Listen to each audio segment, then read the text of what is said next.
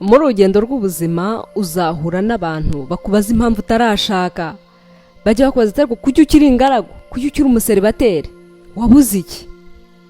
Aba bantu bazirengagiza ko wowe utajya ujya kubabaza bene icyo kibazo. Niba barashatse bazirengagiza ko utajya ujya kubabaza impamvu bashatse. Ibi bihe nibigushyikira, nuhura n'aba bantu ntuzatakaze amahoro y'umutima wawe, ntuzatakaze umunezero wawe. Hari benshi bari mu ngo bifuza gusubira ibukumi cyangwa se ibusore, ariko ntibabishobora, ntibikunda, byararangiye. Ntuzashake rero kubera ko uhora ubazwa iki kibazo. Ntuzashake kuko abandi bashatse, abo mungana cyangwa se nabo urirwa ubona. Ntuzashake kuko wabuze aho uba wishakira aderesi. Ntuzashake kuko wabonye kashi hariya ushaka guhindura ubuzima bwawe. Uzashake kubera ko ibi bintu bikubera isoko y'umunezero.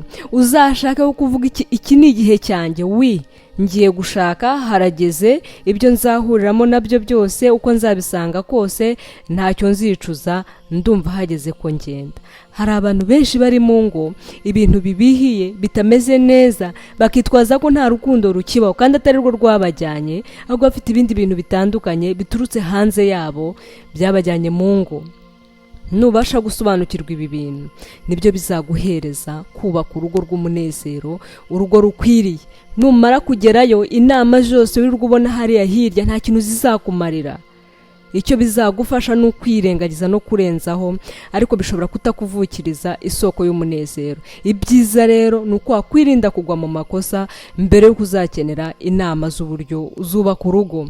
Byumvikane ko izi mbaraga nta handi uzazikura, kuko ishingiro ry'ukubaho ni ku Mana. Nta Mana nta buzima.